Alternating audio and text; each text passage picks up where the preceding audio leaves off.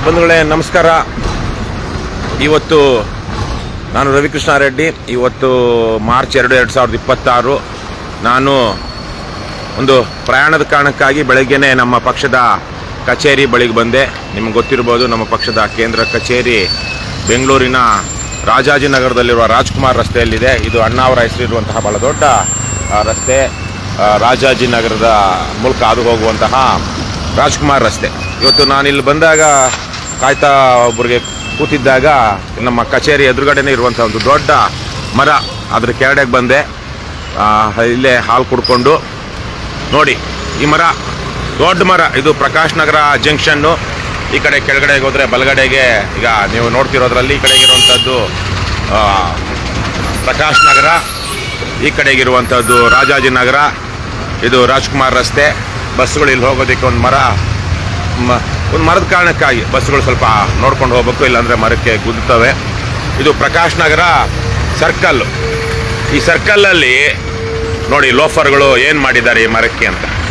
ನಮ್ಮ ಅಯೋಗ್ಯ BBMP ಅಧಿಕಾರಿಗಳು ಇವರೆಲ್ಲ ಸೇರಿಕೊಂಡು ಇಡೀ ಮರಕ್ಕೆ ಕೆಳಗಡೆ ಎಲ್ಲೂ ಜಾಗ ಇಲ್ಲದ ರೀತಿಯಲ್ಲಿ ಒಂದು 3 ಜನ ತಬ್ಕೊಳ್ಳುವಂತಹ ದೊಡ್ಡ ಮರ ಇದು. ಇದಕ್ಕೆ ಪೂರ್ತಿಯಾಗಿ ಕಾಂಕ್ರೀಟ್ ಹಾಕ್ಬಿಟ್ಟಿದ್ದಾರೆ. ಕಾಂಕ್ರೀಟ್ ಹಾಕಿ ಆ ಮರಕ್ಕೆ ಉಸಿರುಗಟ್ಟಿಸ್ಬಿಟ್ಟಿದ್ದಾರೆ. ಉಸಿರುಗಟ್ಟಿಸಿದ ಕಾರಣಕ್ಕೆ ಈ ದೊಡ್ಡ ಮರ ಈಗ ಯಾವುದೋ ಒಂದು ಅದಕ್ಕೆ ಏನಾಗಿದೆಯೋ ಒಟ್ನಲ್ಲಿ ರೋಗ ಬಂದಿದೆ.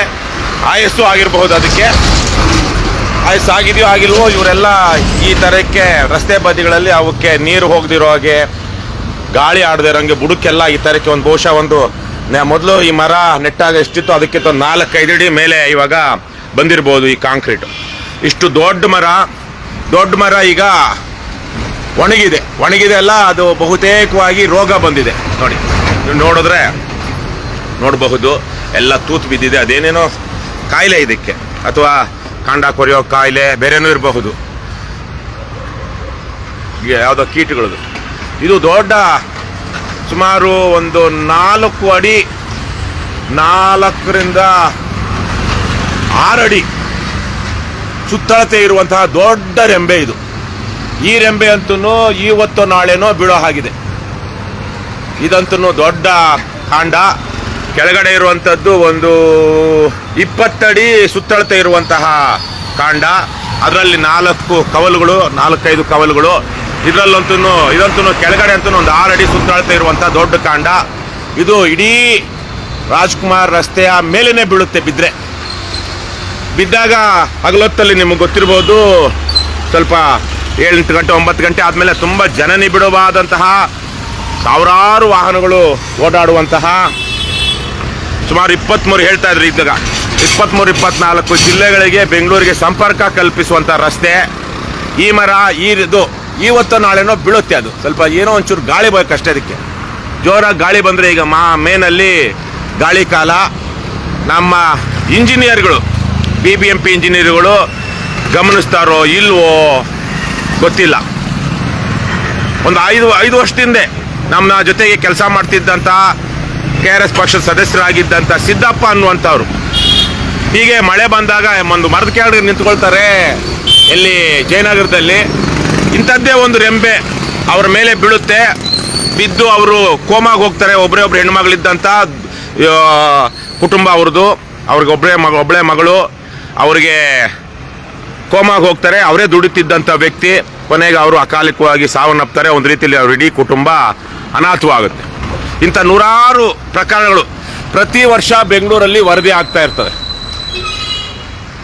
ಮರ ಬೀಳುವಂತಹದ್ದು, ಮುರಿದು ಅದೇನೋ ರೋಗ ಬಂದು, ಅಥವಾ ಈ ಥರಕ್ಕೆ ಅದಕ್ಕೆ ಕಾಂಕ್ರೀಟ್ ಹಾಕಿ ಅದನ್ನೇ ಕೊಲ್ಲೋ ಥರಕ್ಕೆ ಮಾಡಿ ಅದು ಒಣಗಿ ರಸ್ತೆಗೆ ಬೀಳುವಂಥದ್ದು. ಮಳೆ ಬಂದಾಗ ಜಡ್ಡು ಕಾಂಡಗಳು, ರೆಂಬೆಗಳು ಬೀಳುವಂಥದ್ದು. ಬೆಂಗಳೂರಲ್ಲಿ ಸಾಯ್ತಾ ಇರ್ತಾರೆ ನೂರಾರು ಪ್ರಕರಣಗಳು. ಸಾವಿರಾರು ವಾಹನಗಳ ಮೇಲೆ ಬಿದ್ದಿರುವಂತಹ ಉದಾಹರಣೆಗಳಿವೆ. ಇದಂತೂ ಇವತ್ತು ನಾಳೆನೋ ಬೀಳುತ್ತೆ. ಇದು ಎಷ್ಟು ದಿವಸ ಬೀಳುತ್ತಾ ಏನು ಅನ್ಸುತ್ತಪ್ಪ? ಇದು ಯಾವಾಗನ ಬೀಳ್ಬೋದು? ಇವತ್ತು ನಾಳೆ ಬೀಳುತ್ತಲ್ಲ. ಏನು ನೀನು ಸೊಪ್ಪು ಮಾರೋನಾ? ಅಲ್ಲೇ ನಿಲ್ಸ್ಕೊಳ್ಳೋದು, ಅಲ್ಲಿ ಗಾಡಿ ನಿಂತಿರೋ ಹತ್ರ ಜನರ ಮೇಲೆ.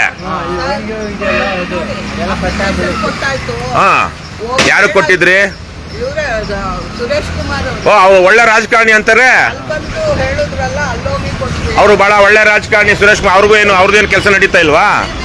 ಹೇಳಿದ್ವಿ, ಹಾ ಯಾರೋ ಬಂದಿದ್ರು. ಹಾ, ಆಮೇಲೆ ಒಂದ್ ಕೊಂಬೆ cut ಮಾಡಿ ಯಾವ ಬೇಕಾದ್ರೂ ಬೀಳ್ಬೋದಲ್ಲ ಮೇಡಮ್ ಇದು ಮಾಡಿ ಅಂತ ಎಷ್ಟು ಹೇಳಿದ್ವಿ. ನಾವ್ ಹೇಳ್ತೀವಿ KRS ಪಾರ್ಟಿಯಿಂದ. ಇದೆ. ಹಾ, ಇವತ್ತೇ ನಾನು ಹೇಳಿದ್ದೀನಿ, ನಮ್ಮವ್ರಿಗೆ ಗಮನಕ್ಕೆ ತಂದಿದ್ದೀನಿ. ಹಾ, ಎಷ್ಟು ಕೊಂಬೆಗಳು ಸಣ್ಣ ಸಣ್ಣ ಇಲ್ಲಿಂದ ಅಲ್ಲಿವರೆಗೂ ಬೀಳ್ತವೆ. ರಾತ್ರಿ ಅಲ್ಲ ವೆಹಿಕಲ್ ಹಾಳಾಗೋಗ್ಲಣ್ಣ. ವೆಹಿಕಲ್ ನಿಂತ್ರೆ ಒಂದು ಯಾವನ ನಮ್ಮ ನಿಂತರ ಒಬ್ಬ ವ್ಯಕ್ತಿ ನಮ್ಮ ಜೊತೆ ಕೆಲಸ ಮಾಡ್ತಿದ್ರು, ಮರದ ಕೆಳಗಡೆ ನಿಂತು ಇದ್ದಾಗ ಮಳೆ ಬಂತು ಅಂತ ಬಿದ್ದೋಗಿ ನಿಮಾನ್ಸಲ 15 ದಿವಸ ಇದ್ದು ಪಾಪ ಕೋಮಾಗ ಹೋಗ್ತಿರೋದ್ರು. ಇದು ಅಷ್ಟೇ, ಅದು ಬಿದ್ರೆ ಕಾರ್ ಮೇಲೆ ಬಿದ್ರೆ ಕಾರೇ ಅಪ್ಪಚ್ಚಿ ಆಗುತ್ತೆ. ಯಾಕಂದ್ರೆ ಅಷ್ಟು ದೊಡ್ಡ ಕೊಂಬೆ, ಅದು ಅಷ್ಟು ದೊಡ್ಡ ಕಾಂಡ. ಈ ಆಫೀಸರ್ಗಳು ಲೋಫರ್ಗಳು ಅವ್ರೇನು ಅನ್ನ ತಿಂತಾರೋ ಏನ್ ತಿಂತಾರೋ ಗೊತ್ತಿಲ್ಲ. ಅವ್ರು ಯಾಕಿದ್ರ ಬಗ್ಗೆ ನಿಮಗ್ ದುಡ್ಡು ಕೊಡಿ ಅನ್ಬೇಕ್ತಾರ? ಚಪ್ಪಲಿ ತಗೊಂಡು ಹೊಡಿಬೇಕು. ನಿಮಗೆ ನೀವ್ಯಾಕೆ ಕೊಡ್ಬೇಕು? ನಿಮಗ್ ಕೊಡಿ ಅಂದ್ರ ಲೋಫರ್ಗಳು? ಅದು ಸರ್ಕಾರದ ಕೆಲಸ, ನಾವು ತೆರಿಗೆ ಕಟ್ಟಲ್ವಾ? ಯಾವ ನಾನು ಹೇಳಿದ ನಂಬರ್ ಇದೆ ನಿಮ್ಮ ಹತ್ರ? ಹಾ ಹೇಳಿ ಸರ್, ಫೋನ್ ಮಾಡಿ ಅವನಿಗೆ. ಹಾ, ಅಲ್ಲ ಕಟ್ ಮಾಡೋದಕ್ಕೆ ಬಂದಿದ್ರು. ಕಟ್ ಮಾಡಿಸ್ಬೇಕಾಗಿರೋ ಯಾರು BBMP ಅವರು ಅವ್ರ ಸರ್ಕಾರದಿಂದ ಕೊಡ್ಬೇಕು. ನೋಡಿ, ಇದಂತೂ ಯಾವ ಬೀಳುತ್ತೋ ಗೊತ್ತಿಲ್ಲ. ನಿಮ್ಗೆ ಈ ಕಡೆ ಇದೆಯಲ್ಲ ನಿಮ್ದು ಮನೆ. ಹಾ, ನಿಮ್ಗೇನು ಆಗೋದಿಲ್ಲ. ಆದ್ರೆ ನೀವು ಮನೆ ಮುಂದೆಯಿಂದ ಹೋಗೋವಾಗ ಏನಾದ್ರು ಬಿದ್ರೆ ನಿಮ್ಮ ಮೇಲೆ ತಪ್ಪಲ್ಲ. ಹಾ, ನೋಡಿ ಎಲ್ಲ ಒಣಗಿದೆ. ಇದಂತೂ ನಮಸ್ಕಾರ. ನೀವೆಲ್ಲರೂ ಬೆಳಿಗ್ಗೆ ನೋಡಿದ್ರಿ, ನಮ್ಮ ಪಕ್ಷದ ಗೌರವಾಧ್ಯಕ್ಷರಾಗಿರ್ತಕ್ಕಂಥ ರವಿ ಕೃಷ್ಣಾರೆಡ್ಡಿ ಅವರು ಇಲ್ಲೊಂದು ನಮ್ಮ ಪಕ್ಷದ ಕಚೇರಿ ಇಲ್ಲೇ ಇರೋದು. ಕಚೇರಿ ಮುಂದೆನೇ ಒಂದು ಮರ, ತುಂಬ ಹಳೆ ಮರ, ಭಾಳ ದೊಡ್ಡ ಎತ್ತರವಾದಂತಹ ಮರ. ತುಂಬ ಭಾಳ ದಿನಗಳಿಂದಲೇ ಅದೇನೋ ಗೊತ್ತಿಲ್ಲ, ಪೂರ್ತಿ ಒಣಗೋಗಿತ್ತು ಮರ. ಒಣಗೋಗಿ ಇವತ್ತು ನಾಳೆನೋ ಬೀಳೋ ಥರ ಇತ್ತು.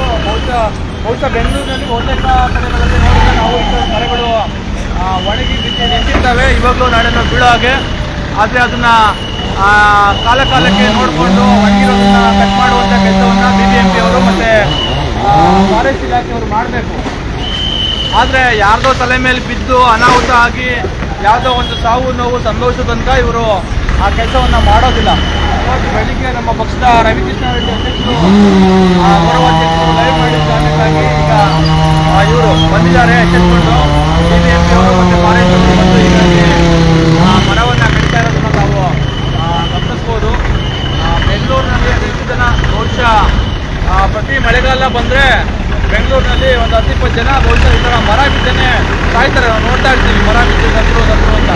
ಆದರೆ ಅದನ್ನೆಲ್ಲವನ್ನ ನೋಡಿಕೊಂಡು ಈ ಥರದ್ದೇನಾದ್ರೂ ಆಗಬಾರ್ದು ಅನ್ನೋ ರೀತಿಯಲ್ಲಿ ತಡೆಯೋದಕ್ಕೆ ಬೇಕಾಗಿರುತ್ತೆ ಕ್ರಮಗಳನ್ನ ತೆಗೆದುಕೊಳ್ಳೋದಕ್ಕೆ ಇರುವಂತಹ ಸಿಬ್ಬಂದಿಗಳು ಮತ್ತು ಅಧಿಕಾರಿಗಳು ಆ ಕೆಲಸವನ್ನ ಸಮರ್ಥವಾಗಿ ಮಾಡದೇ ಇರುವಂತಹ ಕಾರಣಕ್ಕಾಗಿ ಈ ಥರದ್ದು ಸಾವು ನೋವುಗಳು ಸಂಭವಿಸುವಂಥದ್ದು.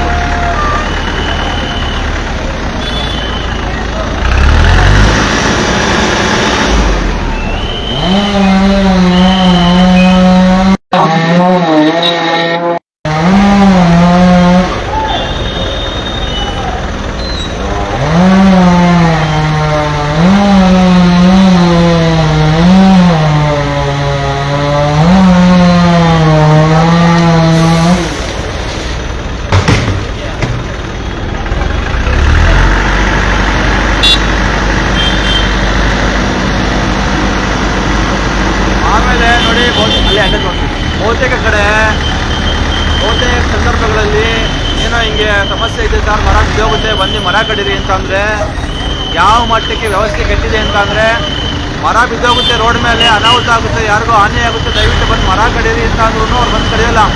ಈ ಮರ ಕಡಿಯೋದಕ್ಕೇನೆ ಪಾಪ ಅಂಗಡಿಯವ್ರು ಹೇಳ್ತಾ ಇದ್ರು 20,000, 40,000 ರೂಪಾಯಿ ನೀವು ಕೊಡಬೇಕು, 40,000 ಕೊಟ್ಟರೆ ಮಾತ್ರ ನಾವು ಮರ ಕಡಿಯೋದು ಅಂತೇಳಿ ಅಧಿಕಾರಿಗಳು ಹೇಳಿದರು ಅಂತ. ಏನು ಪ್ರಾಣ ಹೋಗ್ತಾ ಇದೆ, ಜೀವ ಹೋಗ್ತಾ ಇದೆ ಅಂತಂದ್ರೂ ಇವ್ರಿಗೆ ಲಂಚ ಇಲ್ಲದೆ ಯಾವ ಕೆಲಸನೂ ಮಾಡಲ್ಲ ಅನ್ನುವಂತಹ ಆ ಪರಿಸ್ಥಿತಿ ಇವತ್ತು ನಿರ್ಮಾಣ ಆಗಿದೆ. ಇನ್ನೊಂದು ಕಡೆಯಲ್ಲಿ ದುಡ್ಡಿರುವಂಥ ಜನರು, ಏನು ಹಣವಂತರು, ಅಧಿಕಾರ ಇರುವಂಥ ಜನರು ವಿನಾಕಾರಣ ಒಳ್ಳೊಳ್ಳೆ ಮನೆಗಳಲ್ಲಿ ಏನೋ ಸಮಸ್ಯೆ ಆಗುತ್ತೆ, ನಮ್ಮ ಬಿಸ್ನೆಸ್ಗೆ ಸಮಸ್ಯೆ ಆಗುತ್ತೆ, ತಮ್ಮ ಮನೆ ಮುಂದೆ ನಮಗೇನೋ ತೊಂದರೆ ಆಗುತ್ತೆ ಅನ್ನೋ ಕಾರಣಕ್ಕಾಗಿ ಅದು ಜೋರ ಬೀಳುತ್ತೆ. ಅದಕ್ಕೆ ಕಡೆ ಬಂದಿದ್ದೀವಿ.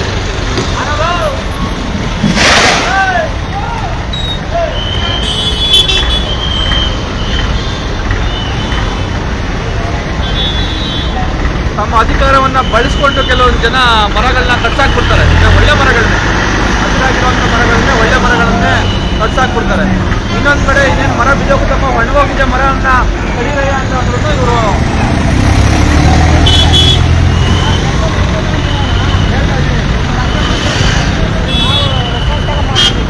ನಿಮ್ಗಲ್ಲಪ್ಪ ಲಂಚ ಯಾರೋ ಕೇಳ್ತಾರದು. ಪಾಪ ಅವರು ಸಿಬ್ಬಂದಿ ಕೆಲಸ ಮಾಡ್ತಾ ಇದೀವಿ ಅಂತ ಹೇಳಿ ಸರ್ ಅಂತ ಹೇಳಿದ್ರು. ಪಾಪ ಇವರು ಬೆಳಿಗ್ಗೆನೆ ಗೊತ್ತಾಗಿದ್ದ ತಕ್ಷಣಕ್ಕೆ ಬಂದು ಕೆಲಸ ಮಾಡ್ತಾ ಇದ್ದಾರೆ. ಇವ್ರ ಬಗ್ಗೆ ಅಲ್ಲ, ಆದರೆ ಯಾರೋ ಒಬ್ಬ ಈ ಥರದ ವ್ಯವಸ್ಥೆ ಇರೋ ಕಾರಣಕ್ಕಾಗಿ ನಾನೊಂದು ಸೂಚನೆಗಳನ್ನ ಇದನ್ನೇ ಒಂದು ಮಳೆಗಾಲ ಸಂದರ್ಭದಲ್ಲಿ ಒಂದು ರೀತಿಯ ಸಮರೋಪಾದಿಯಲ್ಲಿ ಕೆಲಸವನ್ನು ಇವರು ಮಾಡಬೇಕು. ಒಂದು ಕಡೆಯಿಂದ ನೋಡ್ಕೊಂಡು ಹೋದರೆ ಎಷ್ಟೆಲ್ಲ ಕಡೆ ಮರಗಳು ಕೊಂಬೆಗಳು ಒಣಗಿರ್ತವೆ, ಅದನ್ನೆಲ್ಲ ಸರಿಯಾಗಿ ನೆರವು ಮಾಡುವಂಥ